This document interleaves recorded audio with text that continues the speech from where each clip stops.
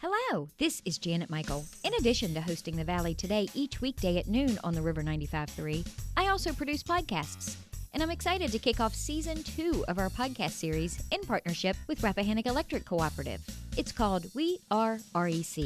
Every week we'll release a new episode talking to different people from REC about a host of different topics. We'll get tips for saving money on your electric bill. We'll talk about renewable energy and the impact it can have in our communities. We'll get some behind-the-scenes info about what happens when the power goes out in a storm. Don't miss out on information about community grants, scholarships, REC-hosted events, and more. Get every single episode on our website at theriver953.com under the podcast tab, or you can subscribe for free in Apple Podcasts, Google Podcasts, or on Spotify. Just do a quick search for We Are REC.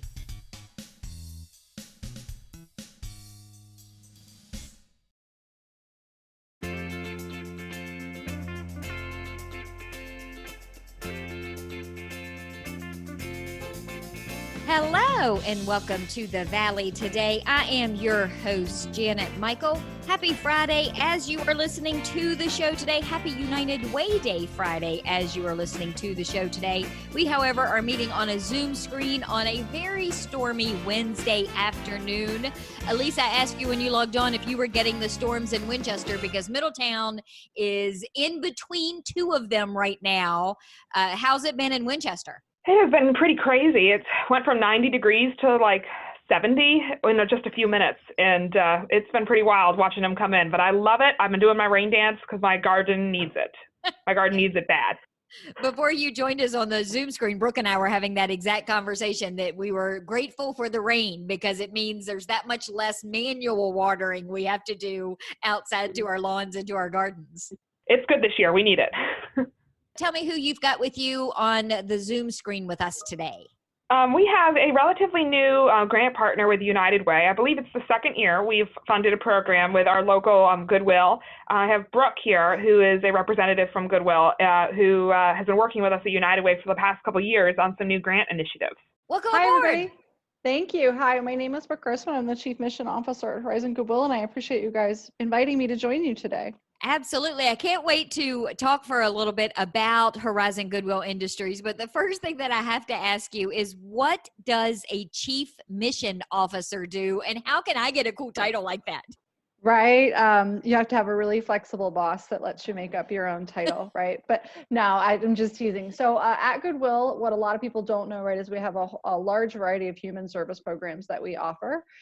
So in my role, I oversee all of our human service workforce development, training and development programs for internal and external participants and our human resources department. And the train is passing by Elise's office, it sounds like. It is indeed. It is definitely passing by. Hey, this is the perk to Zoom. People get a whole different experience than they would if we were sitting in a soundproof radio studio. So, Brooke, I have to tell you that before Horizon Goodwill located in Winchester, I only thought that Goodwill was a place that people brought their donations of clothes and that you had the thrift store. I had no idea there was a whole workforce training component to Horizon Goodwill. Yeah, we're like the best kept secret in every town that we exist in.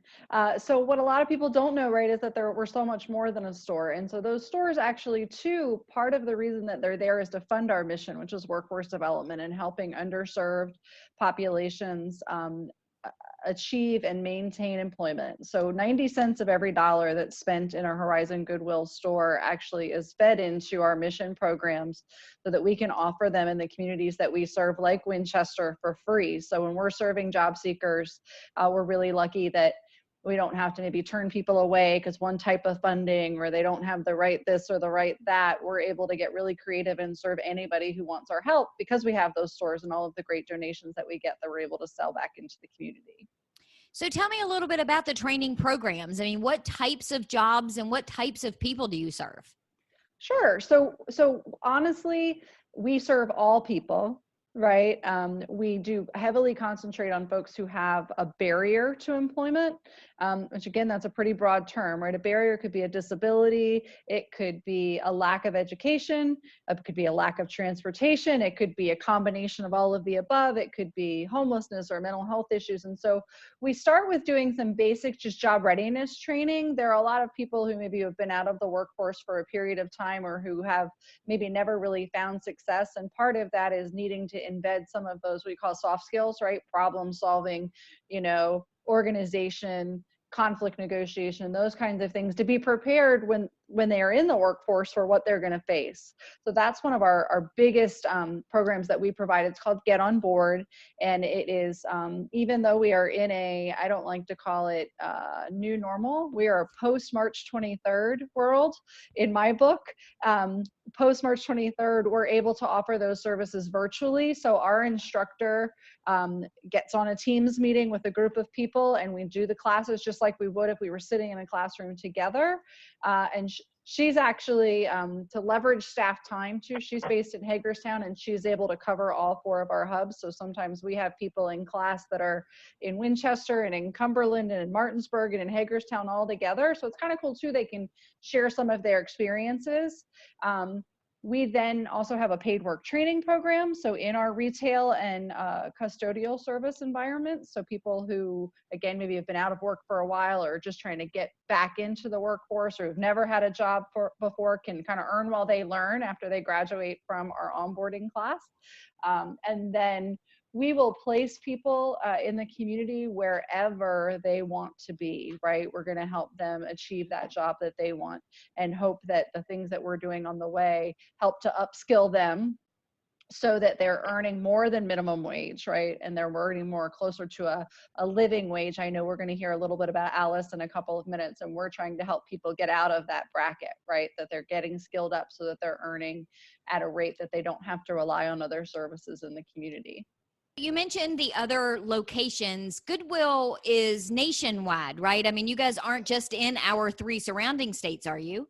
So much like a Habitat for Humanity, there's an international Goodwill International, who is the mothership, but then there are 152 individual Goodwills across the country. So our Goodwill, Horizon Goodwill, which we manage, own the store in Winchester and the workforce development program there. We are headquartered in Hagerstown, Maryland, but we serve parts of Virginia, West Virginia, Pennsylvania, and Maryland. So we have 17 counties across those 4 states. And our main service hubs are Winchester, Martinsburg, Hagerstown, and Cumberland. So when you mentioned a second ago talking about the people that you're training for jobs, are they going to work potentially for Horizon Goodwill, or do you have relationships with other employers across the area that you can help place them in other jobs outside of your organization? So both, right? So we certainly, if we're going to develop talent, want our hiring managers to have first dibs at those awesome folks that we are training. But then our case manager, Tara, who's based in Winchester, also has relationships with employers across the community there who she can call up, or maybe sees that someone reaches out to her and says, we're hiring, and she knows the right fit. She's spent time with those people, right? So she knows this is going to be a good place for them to go. Amazon might be a great place for some people, but not a good work environment for others. So she can make that connection. Another thing that's really nice for employers is then you have a case manager and somebody that you could reach out to if you're having challenges, right? Because our goal is really to want people to succeed and retain in employment, right? We don't want people cycling in and out of starting and stopping or hired and fired. And so we want to be a resource to the businesses in the community when they hire our folks to help mitigate challenges as they come their way. And it really does help, I think, go a long way towards building that relationship, because I think many of us, when we find a job, we want to stay in that job. So if we have somebody, like you mentioned, a caseworker who's working both ends of that to make sure that the end result is the same and a good one for everybody, it really does go a long way to getting them on that path of success. Absolutely. I get lots of funny looks when I say this, but getting a job is really not the hard part in this whole process, right? It's not getting hired is hard, but it's not the hardest. It's making sure that you're still there 6 months or a year later, and that you're advancing right where you are, that you're recognizing opportunities to grow, and that you're developing into, not not just a job, but a career for people. So we're really lucky that, again, like I shared earlier, that those stores help to fund a lot of our mission. We get grants from other partners like the United Way, which are awesome, but allow us the flexibility to follow people longer, right? We have some people that we have had relationships with for 4 or 5 years, and it was a very intense relationship in the beginning, and now we're just there as almost like a security blanket. They know we're here if they need us, but we're happy to do that because our goal is to help people to move from being low to moderate income into self-sufficiency and being able to rely on themselves and be self-sufficient. So Elise mentioned at the top of the show when she was introducing you that you guys are relatively new to United Way of Northern Shenandoah Valley, but you've participated in the grant program. What were your goals for the grant program this past year? Sure. So our goals this past year were actually to expand digital training in Winchester. So a lot of us think, and I'll say that this whole new COVID world and Zooms and Teams and this chat and that chat has really taught me how non-digitally skilled I am, right? And when we think about people who often don't access technology and digital platforms or just education, knowing how to attach a resume to an email, some of those kinds of things that we take for granted because they're things we do every day. There is a large population and group of the community who doesn't do that every day, right? Who doesn't just have that skill set. So we took this year, our goal was to get 125 people through the digital training, just a basic digital training, right? How do you create an email address that's appropriate for job interviews and resumes and those kinds of things too. But, how do you attach something? How do you navigate Excel basically? How do you, navigate some of the other online platforms? I mean, I'll tell you, and even how do you do it from device to device, right? So what it looks like on your laptop versus what it looks like on your tablet or what it looks like on your phone. I had somebody tell me one time that Indeed did not work on their phone. And I said, what? Right? How can it not work on your phone? But it was really because it looked different. And we all take for granted that some of us are a little more ready and savvy for that. Unfortunately, due to the COVID crisis, I think we ended up just shy of that 125 at about 112 or 115 people that were able to access that training. But we also, again, are really thankful for the United Way to provide us the opportunity to start that program in Winchester, and we'll keep it going. But we know that the workforce at this time requires that ability to interface digitally, right? Even if you were working at McDonald's, you're working on a touch screen and things like that. So we're able to build some skill and some confidence, right? If you don't use it and you're afraid of it, we don't want people to find that lack of ability in digital education is what prevents them from getting to work. Well, and digital is one of those things too, that once you learn a couple of things, it doesn't take long before your confidence really is a little bit stronger. And then you feel more comfortable saying, hey, let me show you how to do this. And it really does help build up the person aside from building up their skill set and their ability to be able to get and perform a job in the future. Absolutely. It really does. And so much, even in the onboarding class when we're working on soft skills, a lot of those things are things that people maybe have a little bit basic understanding of, or they've heard these concepts before. But when they start to find, that they came every day, that there is staff that are invested in them, right, that they're having some positive momentum moving forward, that self-esteem takes motivation to a whole nother level too, right? So it's really awesome to see people grow and just flourish and launch during that time. Well, let's take a quick break. When we come back, Elise, I know that we're going to go into the future, but back to the past for a few minutes in the next segment. We'll explain that when we come back. But Brooke is also going to stick around with us on the Zoom screen. It is United Way Day. As you are listening to the show, it is Friday. We, however, have pre-recorded over a Zoom screen on a Wednesday afternoon. Elise is on the screen with me from United Way of Northern Shenandoah Valley. Joining her is Brooke Grossman. She is the Chief Mission Officer with Horizon Goodwill Industries, and we're going to talk with both of them for a couple of more minutes in a couple of minutes. We'll be right back.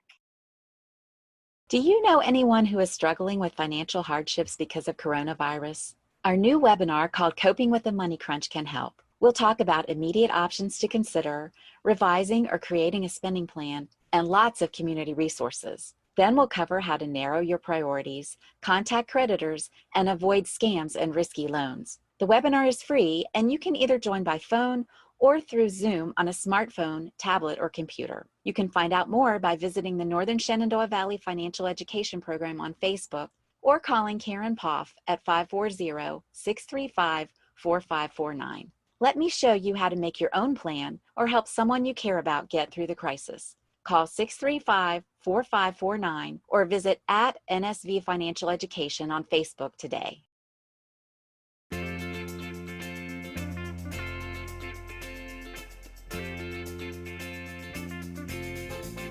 Welcome back to the Valley today. I am your host, Janet Michael. Happy Friday as you're listening to the show. It is United Way Day Friday on the air. However, on the Zoom screen, it is Wednesday afternoon. And Elise, before we went to break, Brooke and I were talking about all of the different options and services in the mission of Horizon Goodwill. And she was talking about the grant program that she had participated in and the number of people that they really did help through their digital program, teaching people how to use email on their phones and access the internet and things along those lines. You love seeing the results of that kind of stuff. That's that you're the numbers chick. You love being able to rattle off those stats for me. So I'm going to give you an opportunity to do that. That is so important, and that's why we really value our partnership with Goodwill, because we know at United Way that when people are gainfully employed and they're succeeding in life, that the rest of the community also succeeds.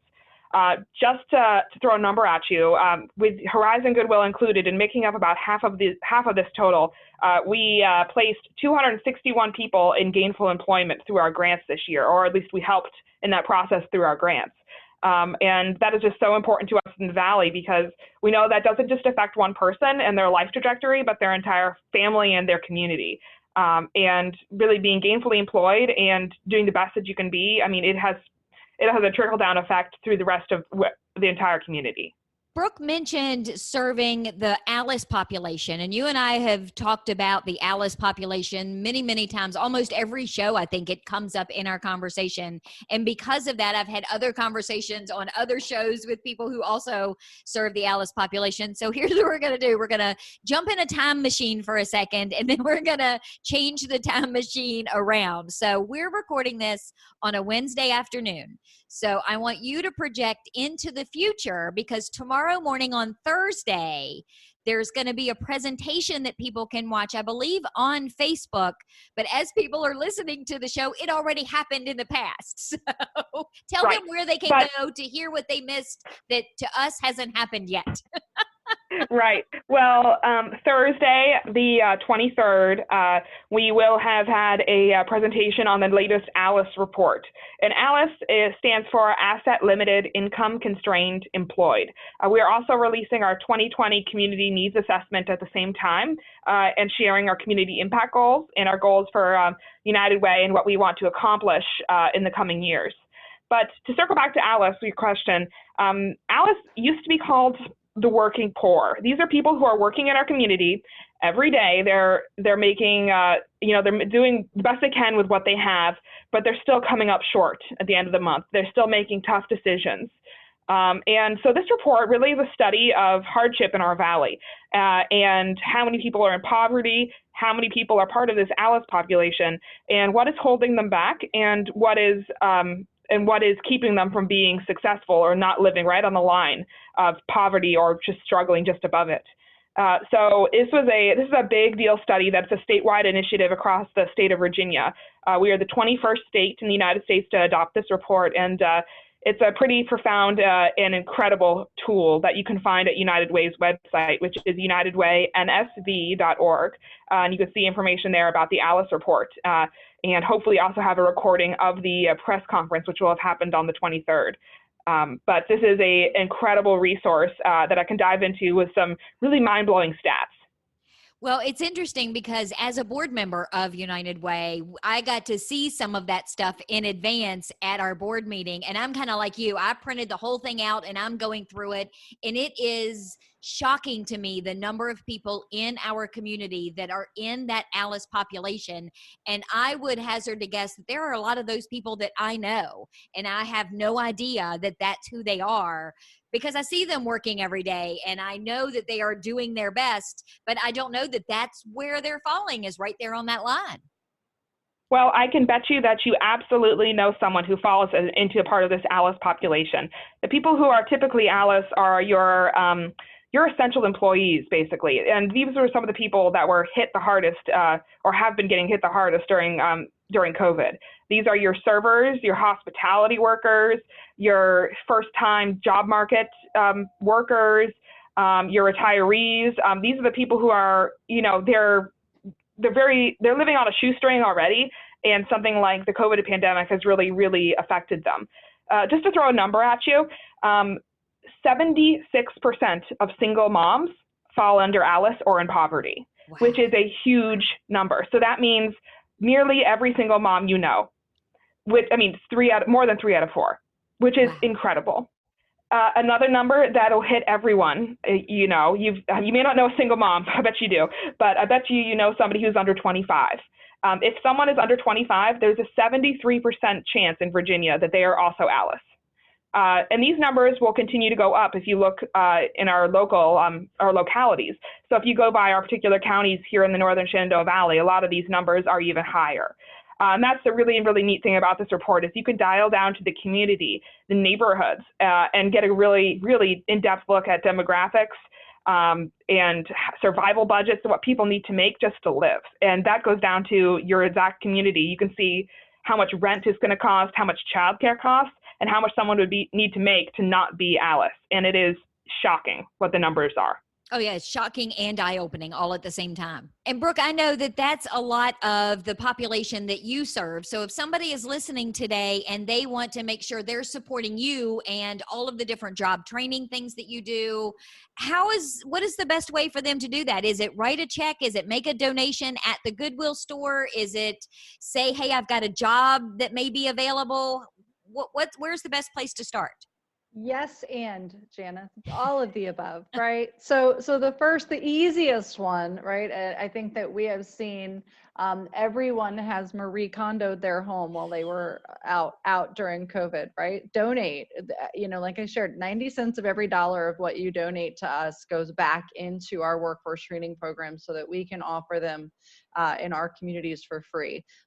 Which is just awesome. I think, I've never worked at a place that had that kind of philanthropic motivation. Or if they want to go spend their 90 cents in the groceries, or not in the grocery store, but in a Goodwill store, they, visit our store on Valley Avenue. There are so many really, really cool things there right now, right? Because everybody's Marie Kondoed their life. You can find just about anything. Another really easy way is when they're in the store, the clerk will ask them if they'd like to round up their change, right? That money goes into our paid work training programs as well. If they need us, if they need our help, they can, our office is at 2 North Cameron Avenue, although we are accepting people by appointment right now. So they could call 540-723-6864 and speak to a case manager who could get them started, right? Set up that appointment with them and get them going in. Or they can visit our website, horizongoodwill.org, and they can actually apply for services right online. Wow. So you've made it really, really easy. And I will say you can get some really, really, really good deals at the Goodwill store.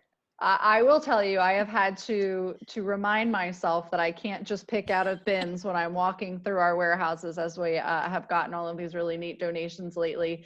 I'll just plug one last thing. A lot of people also don't know Goodwill has is you can go to www.shopgoodwill.com and shop at home just like you would Amazon or eBay or anything like that. So a lot of kind of the really unique, cool finds end up on shopgoodwill.com too. So that's another place you can go to shop. And never have to leave your home. Yeah, right? Elise and I are looking at each other like, oh man, okay, we got to wrap up this interview because I got some shopping to do. Yeah. So the other place, Elise, that people can get a really, really good deal is at the Rubbermaid sale. And again, into our time machine, as people are listening to the show on a Friday afternoon, it's tomorrow, right? Absolutely. Come on out tomorrow to our Rubbermaid sale at Belk in Winchester at the mall. It opens up at 8 o'clock, it closes at noon, with 100% of all the proceeds going right back to help local charity. And tomorrow, so as in Saturday morning, the beneficiary is Concern Hotline. And so please come on out and shop. And all the product is donated by Rubbermaid, and we're really, really grateful for that partnership to make this happen, because you can get a great deal and support local charity at the same time. And I know that that's an outdoor event. You guys kind of tape off an area of the Belk parking lot, but people still have to follow the social distancing protocols. They still need to be safe and careful, because we are still in the middle of a pandemic, whether you're in a mall parking lot or inside the mall itself. Absolutely. And we are very lucky that this event is run all by volunteers, and several of them are at risk. And so we do ask that people who are coming, please consider wearing a mask. We will have them available. The event will be outside, and we will be distancing everyone and trying to limit the amount of people coming in all at once, so that our volunteers and, of course, our patrons are safe. And so we do appreciate everybody, letting us be as safe as possible to be able to keep this going and really create vital revenue for our community. We are going to wrap up our conversation today for United Way Day. Again, you're listening to it on a Friday, but we pre-recorded it on a Wednesday afternoon. Elise is on the Zoom screen with me. She is with United Way of Northern Shenandoah Valley. We have been having a conversation with Brooke Grossman. She is the Chief Mission Officer with Horizon Goodwill Industries. Links to everything that we talked about today, from websites to reports, will all be on the show notes page at theriver953.com. Just click the podcast tab there. You'll see the Valley today, and it's already up. Since we are pre-recording, it's already on the website even before the show has finished airing. I will meet you back here on Monday for a brand new episode. It's going to be a conversation with John Huddy. Handley Regional Library has recently reopened, so John and I are going to talk about what that experience has been and how it looks in the age of COVID-19. So meet me back here on Monday, a few minutes after noon, for that conversation. Have a great weekend. Thanks for listening.